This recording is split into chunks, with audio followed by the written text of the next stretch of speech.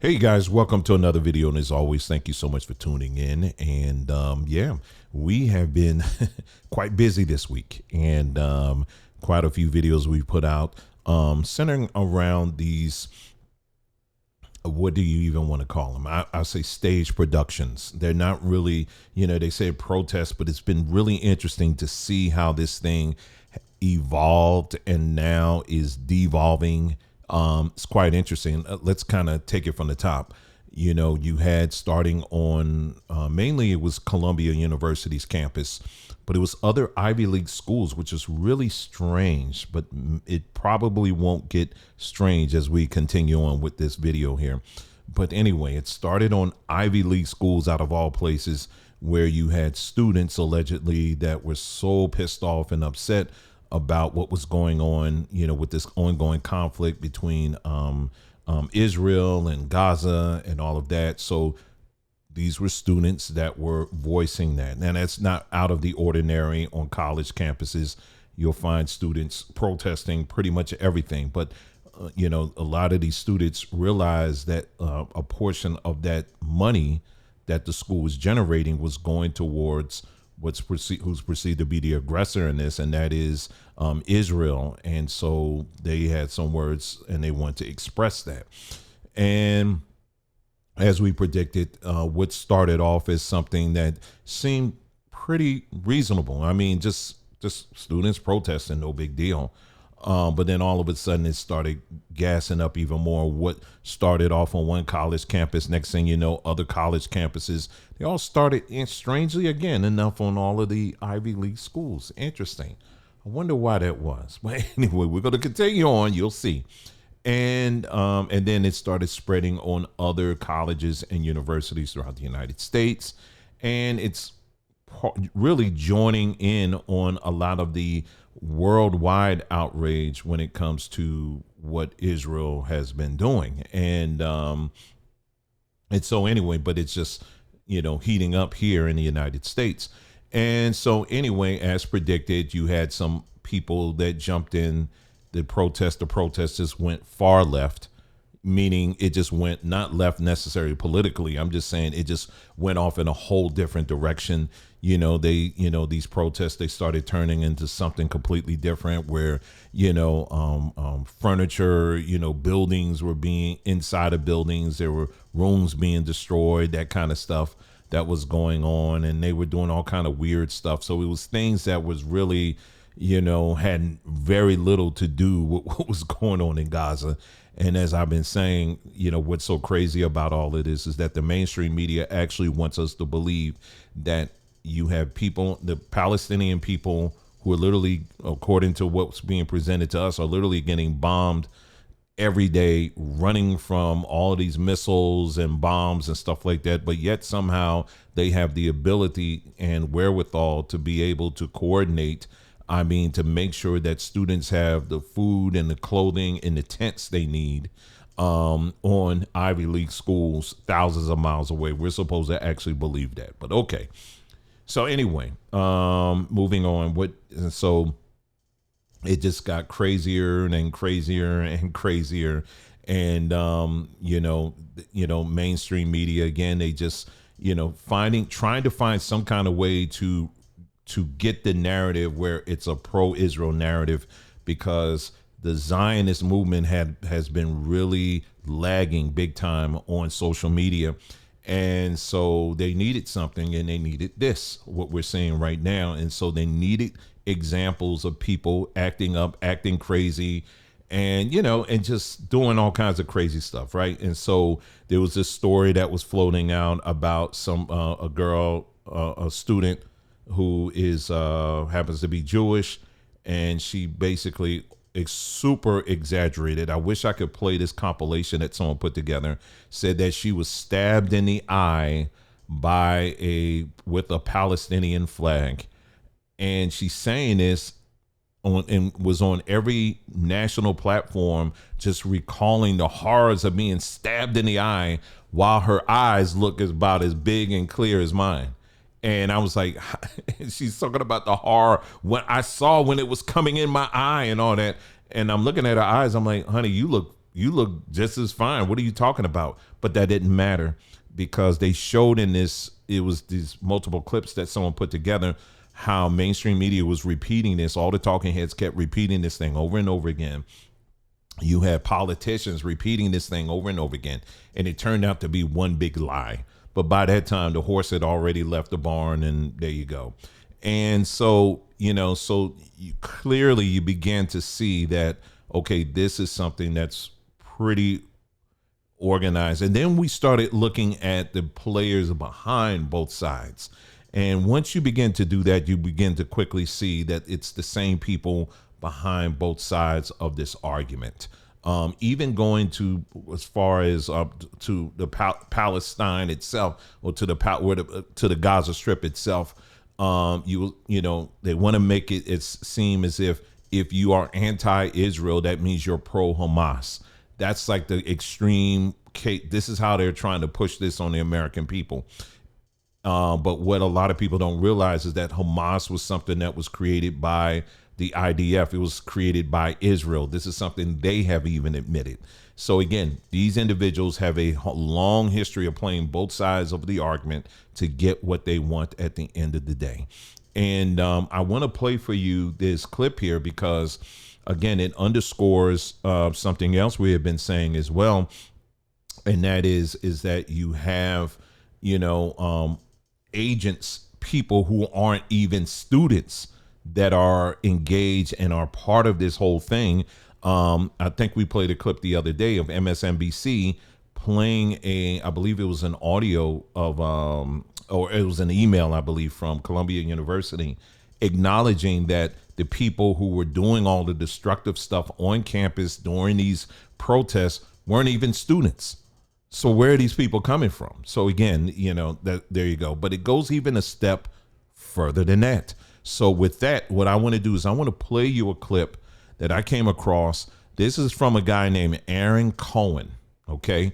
And Aaron Cohen, if you go to his Twitter page, let me see if I can bring this up on the screen for you. If you go to his Twitter page, which is right here, you're looking at it. Let's pull this up here, see if that will tell you if you guys can see that or not without me clicking away. It says, oh, here we go. I'll just read it. Come on up. Let's see. Come on up. I tell you what, I'll just click here. There you go. Now you can see it real good. Aaron Cohen official, it says Israeli special operations vet. And he says law enforcement trainer, on camera, national law enforcement and counterterrorism analyst. He's based in Los Angeles and he files himself under entertainment and recreation. Interesting. So why are we talking about Aaron? Well, because on his Twitter today, he posted this, which I found to be very, very interesting. As soon as I can find it, I'll just go back. Here it is right here. This is his video. And he is at UCLA. Now, what is an Israeli special operations dude doing at UCLA? What is he doing there? Well, let's take a listen to what he has to say. The video's about a minute and 46 seconds long. And let's play it and let's take a listen. What's up, guys? Aaron Cohen here, counterterrorism analyst, law enforcement instructor. I'm down here at UCLA right now and have the opportunity to spend a minute here with LASD, some of my associates. And I just want to take a minute right now to make it very clear that these guys here, this is one of the finest, this is the largest sheriff's office in the country right here. Special Enforcement Bureau, their SWAT team, you got SRT down here, you've got some search and rescue elements. These are some of the finest trained individuals, not just in the city of Los Angeles, but in the country. Sheriff's office around the country, they follow LA County Sheriff. You can see behind me, there's a little bit of staging going on. I'm not going to get into the nitty gritty of the staging, just to keep everything nice and sterile as operations here are ongoing. But I just want to take a minute, let you guys know, down here with LASD, and everybody here is ready to do whatever needs to be done to get this situation diffused safely, and with the highest degree of selectivity. But again, LASD, this is the biggest sheriff's agency in the country, some of the finest deputies that I've worked with, and their capabilities, their tactics are incredible. for diffusing a situation like this that's happening on campus. Just want to say it's really important right now to support law enforcement. These are the peacemakers out here, and these are the guys who are going to be risking their life to go in and not only pull those protesters out and protect the students, but we'll want to make sure these guys get home safely also. So yeah, down here at UCLA, stand by. I'm gonna bring you guys some more. So my question is, what is someone representing a whole different country? What are you doing working with LASD, it's the Los Angeles Sheriff Department? Why are you working with them? This is a national, or I should say it's a protest that's taking place on American soil. Why do you need, let me ask you this. If there was a protest taking place, let's say on at Howard University, would you expect to see the military or someone representing the military of Ghana on there working with the police department? I mean, that sounds crazy, don't it? That sounds crazy. Why you need why you need a special ops person from Ghana to work with the police to handle something that's happening in America on a college campus? Why would you need that? Well, you may be listening and say, well, because they're saying, because I've heard one of the things they were putting out here, they said it's like mini Gazas. What do you mean mini Gazas? These people are just protesting. You got people here that aren't even students that are the ones that are pushing the needle like this. And then in the meantime, in Washington, D.C., they're pushing. They've already passed legislation where they are going to outlaw as much as possible, particularly in the educational world, if you say anything about another country. Reason why this is exactly why we're spending the time we are on this topic, family, because this topic is because your country, this country, United States, is literally changing right before our eyes. The laws and all of that, it's changing right before our eyes, and it's important for us to be on top of this stuff. So anyway, I just wanted to share that with you. Now let's get to the main topic here. You remember some time ago, there was this woman here, Claudine Gay. Claudine Gay, she was the first black president of Harvard University. You guys remember that?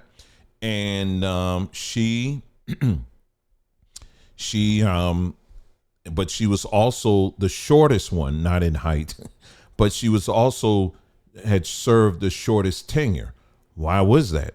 Well, it's because of the fact that what we're seeing today on these campuses is kind of what was happening back then. Like I said, again, this stuff has always been happening. You always have a little group of people who are, anti-Israel, anti-America, whatever. But it's only when you're anti-Israel, all of a sudden now all hell breaks loose, right? And so, people were very angry at the fact that she wasn't doing a better job at squelching all of this protesting against Israel on an American campus. And you remember, they drug her down to Washington, D.C., right? And they chastised her. They drugged this woman from one end of the room to the other. And we're just, how dare you allow this kind of activity going on? You would have thought she turned the campus over to a bunch of terrorists that were making bombs or something like that. But we were just talking about simply an expression. These were students who were expressing what they did not like when it comes to not only what Israel was doing, but also the fact that America was working with Israel to do what they're doing and continue to do in the Gaza, in the Gaza Strip, in the Gaza area there. And they took this woman and they drug her and drug her and drug her. And they tried to, and then when that didn't work, then they said, we got to go even deeper. And so what did they do? They start digging through all of her papers, things she did years ago. And they start doing all kind of searches on it. And they said, you know what? She plagiarized.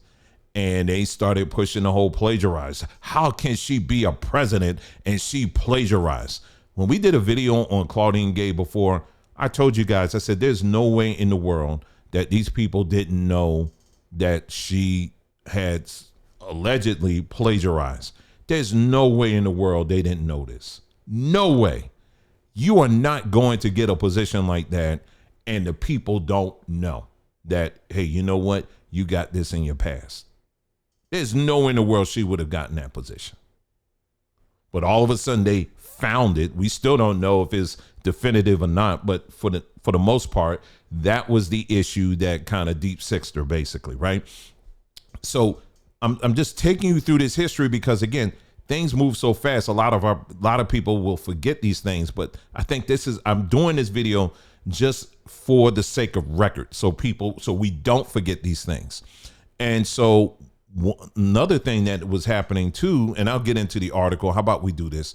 This article is written by Robert Reich, who's also a Jewish individual, and he did this article here. We're going to dig in here a little bit, and then we're going to talk a little bit more about this, okay? So let's go. It says, amid accusations of plagiarism and continuing outrage among... Okay, let me go back to the title. Powerful donors managed to push out Harvard's Claudine Gay. So it was the donors. I want you to put a star by that and keep that in mind, okay?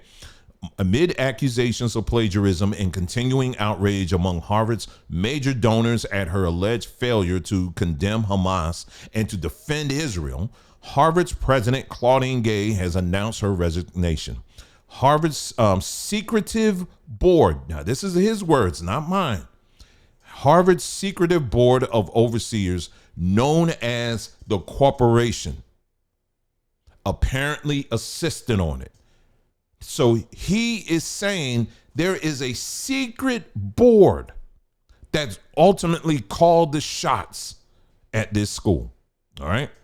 And so he says, after consultation with members of the corporation, Gay wrote in her resignation letter, it has become clear that it is in the best interest of Harvard for me to resign so that our community can navigate this moment of extraordinary challenge with focus on the institution rather than any individual.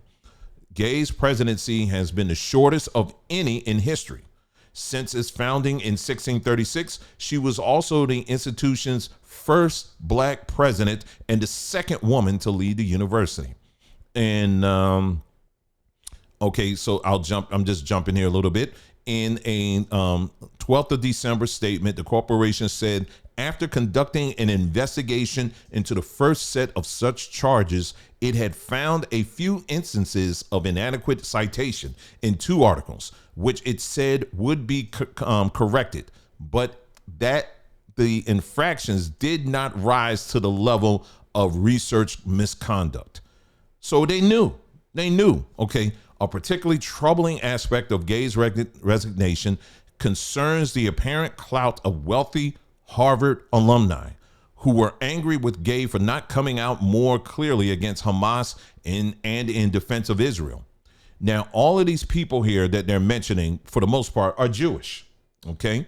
Kenneth Griffin, who earned billions on Wall Street and has donated more than $500 million to Harvard, 300 mil this year alone, enough to get Harvard to name its Graduate School of Arts and Sciences after him, was particularly enraged by a statement made by several Harvard student organizations shortly after the 7th of October Hamas attack, holding Israel responsible. Griffin called the head of the corporation, Penny Pritzker, urging that Gay take a more forceful stand against these students. Bill Ackman, here's another one, another Harvard alumnus and major donor who heads the giant hedge fund Pershing Square Capital Management, demanded that Harvard release a list of members of the student organizations behind the letter. Here we go again, spying on students. In a string of posts on X, formerly known as Twitter, Ackman said he wanted to ensure that he and other CEOs did not inadvertently hire any of their members. Seth Klarman, here's another one, another wealthy financier and a major donor whose name adorns Harvard's buildings, also let it be known publicly that he was upset with Gay's weak response to the Hamas attack and the student letter. Lloyd Blankfein, here's another one. Former chief executive of Goldman Sachs said, given the use of Harvard's name by Hamas supporting student groups, it was a grave mistake not to condemn the hate messages more quickly and absolutely. And he goes on to say, Robert Rice, he says, that's only a partial list of major Harvard donors incensed at Gay. And then he goes on. The article goes on. So every person that I named here, for the most part here, were Jewish.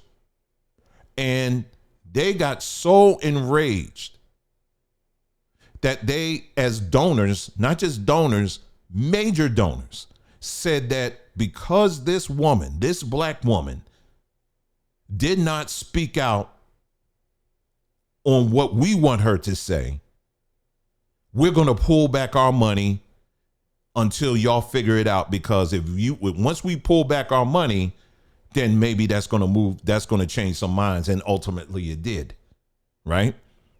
But here's the thing that's interesting about it. When you go to, and we did this post here, and I'm gonna post this up here. Y'all give me just a moment here, because my light sometimes be wanting to go out on me on this. I want to make sure I don't get blanked out here. Hold on for a second. Hold on for just a second, y'all. I'm here. I'll plug this thing up here right quick, and we're going to continue here, okay? Okay, that's something I have to think about back of my mind. Now, here's the thing. I'm going to scroll down here to a post that I provided for you guys on our community page, which is right here. All right. Now there are about 8 Ivy League schools, okay, 8 of them. Currently, out of the 8 Ivy League schools, 6 of them the president is Jewish, okay? 6 of them are. Out of the 8, there's 6 of them, okay? Now, the point that we were making this week, is that I found it very interesting that the criticisms that mainstream media was pushing,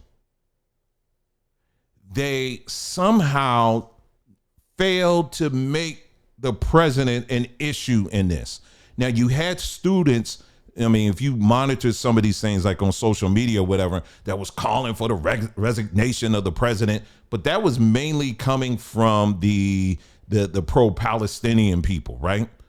Who were saying that, hey, listen, we don't want our money going to the Zionist side, so we calling for your resignation. But you notice they didn't say anything at all too much. It wasn't too many calls coming from D.C. to get rid of the president of Brown University, Christina H. Paxson, or the president of Harvard, Alan Garber. He's the I guess he's the sit-in. I don't know if he's like in that position permanently or not, but he replaced Claudine Gay. Cian Bialak, that's Dartmouth College. Christopher Eisgruber, he's the president of Princeton. Let's see, Cornell University. Martha Pollack, let's see. And then we have the president of Yale, which is Peter Salovey. I hope I'm saying that name right. So it's interesting that we haven't heard the mainstream media, nobody, saying that, hey, listen, we need to drag all these people down here and and give them the same treatment that they gave Claudine Gay. Isn't that something? Ain't no call on that. Or why is it that you guys are allowing this happening on your campuses? Or I'll take it even further than that. I told y'all to remember that article. We just went through all of those donors because you remember it was like they were in a panic to try to, how can we get rid of this black woman? And so they were trying one thing, that didn't work. Then they tried something else. Then they start hitting them pockets. Then these donors start coming out of nowhere saying that we're going to withhold our money. I don't recall hearing about major Jewish donors saying that they're going to pull their money out of the schools I just mentioned. I mean, I heard of like a couple of cases, but not what they did with her. I didn't see that. Not really. I didn't hear anybody talking about they're going to pull back millions and millions and millions and millions of dollars because these presidents are allowing this thing to happen on these campuses. I don't really recall seeing it. Like I said, again, there was a couple of stories where you had donors saying that, but for the most part, they were cool with it. It kind of seems like they kind of knew what was going on. It kind of puts in your mind that perhaps they knew there was an end game to this. It's very interesting when you start sitting down and looking at this stuff. This is why I want to do this video, because I want to make sure y'all don't forget this stuff. Now, let's continue on, because there's more that I don't want you to forget with Claudine Gay. Now, let me be clear about Miss Claudine Gay. I shed absolutely no tears for that woman, okay? And I'm going to remind you as to why you shouldn't either. But there's one other person I forgot to mention too, because right in the middle of that time when they were really going after Claudine Gay and they were saying that, you know, getting her on the whole plagiarism thing, one of her loudest critics, it seemed like they found that she was plagiarizing too. And it was a Jewish woman who happens to be Bill Ackman's wife. You remember this? Billionaire investor Bill Ackman's wife accused of plagiarism in MIT dissertation. Do you remember this story? This is why we do these videos, because I want to make sure our people here, you do not forget these things, because I know things move really quickly here, but we can't have short memories up in here. All right. Billionaire investor Bill Ackman has been a vocal critic of Harvard's recently resigned president Claudine Gay over allegations of plagiarism and her handling of the anti-Semitism on campus. Now his wife, Neri Oxman, has been accused of similar plagiarism in her own MIT dissertation. And then they go on and talk about it. And it's interesting because I don't recall reading about her losing her job either. Isn't that something? Now, I'm going to tell you why I don't. Now, let's get to why I say I'm not spending any tears when it comes to Claudine Gay. Because I think I mentioned this to y'all. I know I did. But the documentary I couldn't replay on this platform. I just pointed you to it, okay? But there was a professor by the name of, because when all this was happening, what came up too, there was an article that came up, and it was written by a black professor at Harvard University. And his name is Roland Fryer, okay? And if you haven't seen the documentary, I would highly recommend for you to watch this. It's right here. The name of the channel is called Good Kid Productions. And the title of the video is right here. How Claudine Gay Canceled Harvard's Best Black Professor. It's only about 24 minutes long. I'll just say 25 minutes long. It's worth every second. Because in this documentary, they go through every detail and how Claudine Gay went after this man. And when I say, and it wasn't just him, there was another black professor she went after. See, I'm telling you where I'm getting at. When you are so committed and trying to be like these people, it ends up biting you in the behind. And so this woman, Claudine Gay, she was so just adamant. She wanted to be like these people so much. The same people that they still got their jobs. Meanwhile, she ain't got one. Well, I think has one, but they say she's gonna be teaching a class now. She went from president, now she keep teaching a classroom now. And so, but there was in this documentary, Roland Fryer, he talks about. Now, I'll just give you the story real quick. Basically, Roland Fryer, when it comes to research, like doing hard research like on social issues and stuff like this, he has been known like throughout academia as one of the go-to guys. He's known to be extremely thorough when he does his research, and he has a strong reputation supporting that.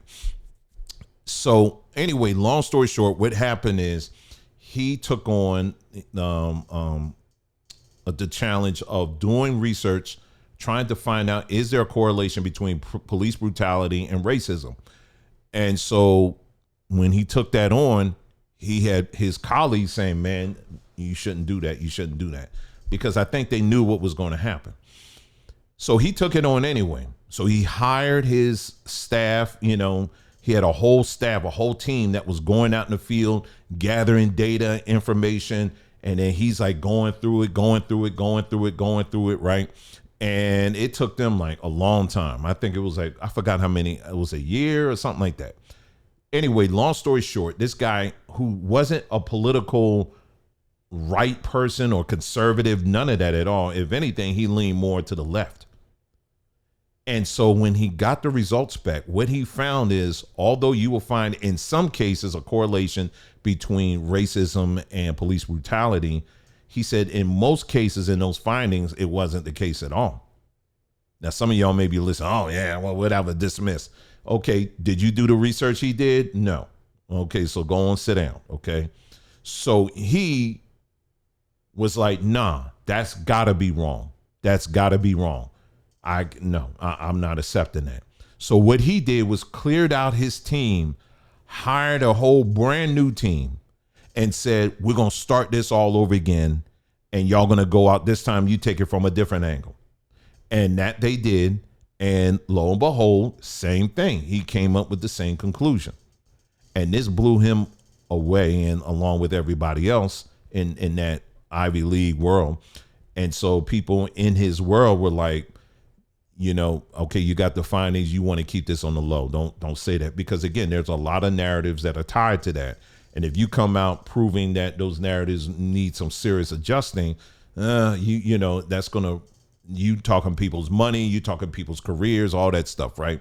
So anyway, long story short, so, you know, the findings, he released it, got out or whatever. So Harvard was trying everything they could to kind of squash him. Now, at this time, Claudine Gay, she was not president. I don't know if she was president at this time. I don't think she was president at this time, but she was a high in rank in the school. Okay. And so they had a committee kind of, you know, say, okay, we need to look at this stuff or whatever. So this committee, you know, which you can imagine was probably made up of mostly white people, but she was like the only black person on here. Okay. And so basically the committee, what they said is, all right, they started slowing him down. Right. And then what happened was, out of the blue, his assistant, Roland Fryer's assistant, who happened to be a young white woman, out of the blue, she makes an accusation that he sexually assaulted her or something like that. He made her feel uncomfortable or something like that, right? And so that just came out of nowhere, like literally nowhere. And he was talking about, and other people on his team was like, what the heck are you, like, where did that even come from? And this documentary talks all about that, right? And so the school said, all right, we're gonna put everything on stop right now, because we can't have that. They did investigation, and you know, and pretty much they said, well, I think the conclusion was, it seemed like maybe that something was going on, but it ain't really all of that, you know. And they go through the details on exactly what happened, which was pretty much nothing. And it looked like this woman was over exaggerating a great deal on some things. And so anyway, because they talked about how careful this man is just when he's dealing with people. And so anyway, on this committee, what's her name? Claudine Gay, she was on it, the only black person on here. The committee was kind of like taking the attitude, let's just leave it alone, because it's really not enough here. But Claudine Gay ramped that thing up real hard. She said, oh, no. We ain't going to let him go. And she went in hard on him. And she was one of the main components of that committee to convince them to basically to can him. And that's exactly what she did. That's exactly what happened. They stopped everything he was doing. I'm sure he's still teaching. He may even still be at Harvard, but he ain't what he was doing. He's not doing what he was doing. And then he was another professor, a black man, that she went after as well. So see what I'm saying? I don't shed any tears for her. But see, this should serve as a cautionary tale for our people out here that you try so hard to be these people. But at the end of the day, they will let you know and they will remind you that you are not the chosen, they are. Do you understand what I'm saying? And for my people out here who want to be Hebrew and you just want to hold on to that narrative or whatever, like I said again, your choice is your choice. And you can learn, you can do this, you can do all that stuff. You can dress like them, you can speak like them, and you can do all that, all you want, but you are in their narrative. Okay? You can't just because you speak something out, it doesn't make it a fact. Do you understand what I'm saying? They are in control here. And someone like a Claudine Gay should serve as a cautionary tale at the end of the day. They are the ones that are chosen in this narrative, in this matrix. And so I just want to bring this story out again, just as a cautionary tale that, listen, you better wake up. And the way these people move and operate, like that video that I just showed you earlier, they got special ops on campuses and everything like that. The video we did the other day where we talked about how the woman that is doing social media for her campus, and she has and she's reporting to the police and all that stuff. You got to understand, this is not about living and walking and working in fear, because listen, we're not doing that here, but we are going to tell the truth. And the thing about it is these people run their mouths so much. There's enough out there. All you got to do is show them their own words. The video I did, it was a video I did earlier this week. I was just wondering, I said, man, I even said on this broadcast, I said, they may take it down. I don't know. But everything I was saying on it was factual, historically accurate. It was true. I wasn't making anything up. We were going through the history of, a lot of things of these people, right? And everything I was saying, I was showing on the screen. If you remember, I kept saying, I'm not saying this. You guys are saying this. Remember, I kept saying that. I do that for a reason. And so anyway, when a video is monetized, like this platform is monetized for now, right? What they'll do is they'll put a green $ by the video. That means that it's monetized. The ads that show in there, that means you get a portion of it, whatever, right? But if they find something in that video, some content that's kind of like, this may be problematic, what will happen is one of two things. It will either turn yellow, which means there's a high chance you probably ain't gonna get nothing on that video. And I don't think you really do get anything. Or it'll turn red and it will say, nah, you can't get it. You ain't gonna get anything off of this. For that video, it turned yellow, right? But they give you an opportunity to challenge it, to contest it, which I did. And because I said, this is going to be really interesting. I want to see how they're going to handle this one, because everything in that video, I was showing the proof. I was reading verbatim their stuff.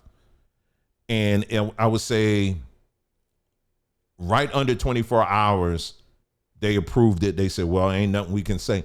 Why? Because I'm going right to your own words. We're going right to your own stuff. And then that's it. Like I said, again, these people have run their mouth so much. All you got to do is go to their own stuff. You don't have to call people names. You don't have to do any of that. That's why I tell our people, listen, it's not about fear. It's not about being on edge or anything like that. It's learning how to engage in this new warfare that we're in. And we are in a warfare. But right now, the biggest thing my biggest task right now is trying to convince my Negro people to stop pretending to be these people. That's the first thing first. How in the world are we going to fight an enemy when you're dressing up like them? You ain't going to win nothing by doing that. And you trying to talk like them. How you going to win something like that? but we got numbers of our people that wanna play that, and they just, so it's work. If we can get our people to wake up just to that, I think we will be well on our way. But anyway, I hope you guys got something out of this video. This is I like going back and revisiting some of these topics we talked about some time ago, because I want to make sure people don't forget these things, and just showing you again, at the end of the day, the house wins. You don't own the house. Okay. They do. All right. But it doesn't mean that you have to have a poor or poverty mindset. Oh, woe is me. No, there are a lot of things you can and we can do, but we got to first focus on clearing out the lies and the misconceptions, and stop playing cosplay, when it comes to this foolishness. We gotta wake up, y'all. Okay. So that's it. That's all I have for you. Thank you so much for tuning in, and I'll see you again next time. Take care.